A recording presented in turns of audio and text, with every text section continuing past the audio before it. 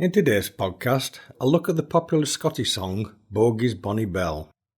I'll look at its origin, its publishing history, and sing some samples of the song. I will end the podcast with a look at the poem turned song Adieu to Bogieside. As a ploughman I engaged to work for meat and fee, to Bogie O'Carney, wi' him I did agree. He had a lovely daughter, her name was Isabel, the primrose of her nation, there was none could her excel.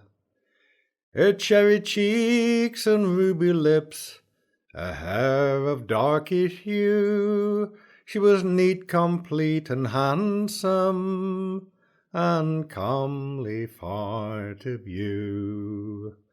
One night she went a-rambling, and chose me for her guide, to go and take a walk with her along the burnie side, where the blackbirds sing so sweetly, and the mavis sang so shrill, and all the chorus of that song, there lies Bogies Bonny Belle.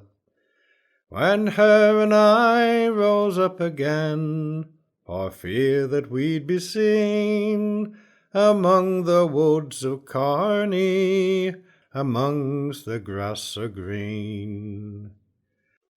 Her 20 weeks had come and gone, her head began to ache, her ruby lips grew pale and wan, and her voice began to shake.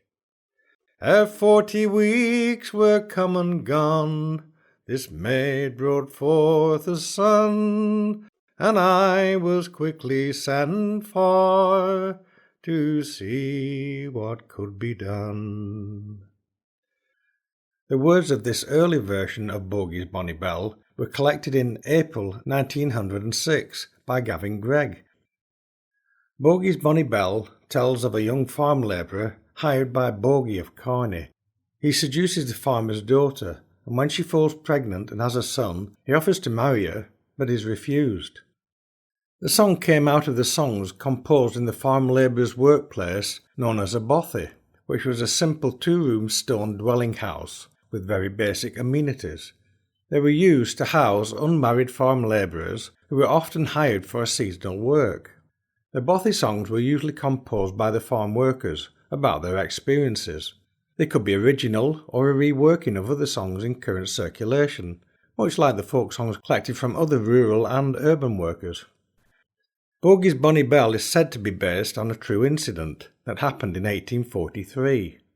The labourer was James Stephen from Glass in Carney near Huntly in northwest Aberdeenshire. The farmer was Alexander Morrison and his daughter was Isabel Morrison. The farmer was known after the name of his farm, Bogiehead, which was in the valley of the River Bogie in Carney near Huntly. The area was previously known as Strathbogie.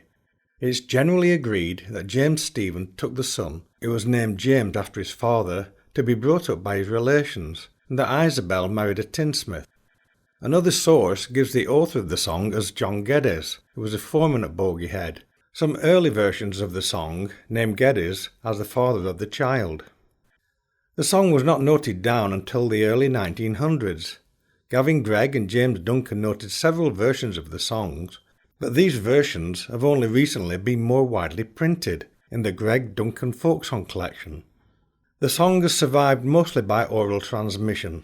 It became more widely known from the late 1950s, when versions were recorded from Scottish singers, and the revivalist singers such as Hugh McCall began to include the song in their own performances and recordings.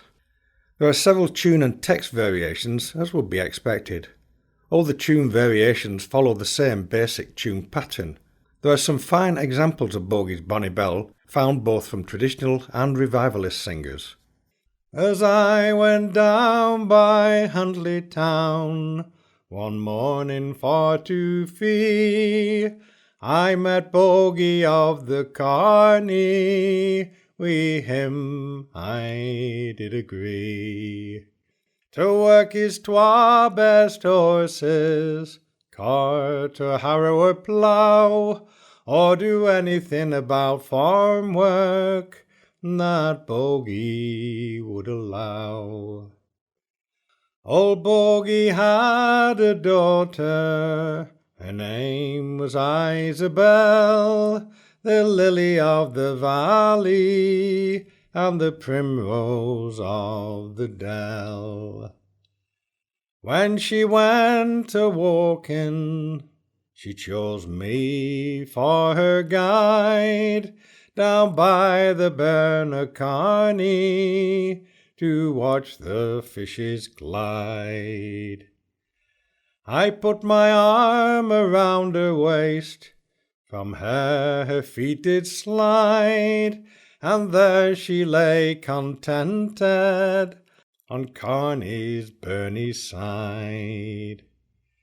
The first 3 months were scarcely o'er, the lassie lost her bloom, the red fell from her bonny cheeks, and her eyes began to swoon. The next 9 months was past and gone, she brought forth to me a son, and I was quickly sent for to see what could be done. I said that I would marry her, but oh, that wouldna do, saying you're no match for my Bonny Belle, and she's nae match for you. But now she's married to a tinker lad that comes from Huntly town. He mends pots and pans and paraffin lamps, and he scours the country round. Maybe she's got a better match, old Bogie cannot tell. Farewell, ye lads of Huntly-side, and Bogies Bonny Belle. That version of Bogies Bonny Belle was taken from Davy Stewart, who came from Aberdeenshire. It's the one most commonly sung in the folk clubs. A poem named Adieu to Bogieside was said to have been written by John Riddle, who was brought up in Newdeer. The poem has minor references to the song Bogies Bonny Belle. It has acquired several different tunes and was very popular in Aberdeenshire, as can be shown by the number of tune variations collected during the 1900s and printed in the Greg Duncan collection. Like Bogies Bonny Belle, the poem Adieu to Bogieside was unknown outside of the northeast of Scotland until the folk revival of the 1950s. Even now it's rarely heard south of the Scottish border. A cut-down version of Adieu to Bogieside was printed in 1905 in Vagabond Songs and Ballads, edited by Robert Ford. Ford obtained the poem from the Glasgow policeman John Ord, who included a fuller version of the poem in 1930 in his book, Bothy Songs and Ballads. I will end this podcast with a version of Adieu to Bogieside collected in April 1906 by Gavin Gregg from the singing of Mrs. Clark of Aberdeenshire. Assist me, all you muses, my downcast spirit raise, and join me in full chorus to sing brave Huntly's praise. I left a girl behind me, the joy of all my pride. My heart remains in Huntly, and far from Bogieside. Farewell, ye lads of Huntly, I bid you all adieu. The pleasures of one evening walk, I'll walk no more with you. For the pleasures I've enjoyed here shall in my heart abide. I'll sing farewell to Huntly and adieu to Bogieside.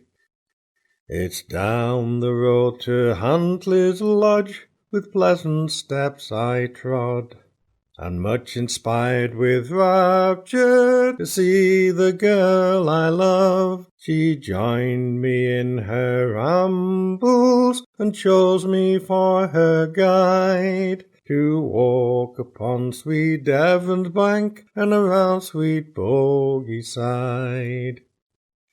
How cheerfully we wandered to hear the blackbirds sing, all in the merry month of May, to see young flowers spring. The sky being clear and bonny, all in the evening tide, we sat us down to rest a while upon sweet Bogieside. May the powers above protect the girl so young and fair and fine, and keep her from all danger who has this heart of mine, and keep her in contentment and always free from pride. And I'll return to Huntly yet and bonny Bogieside.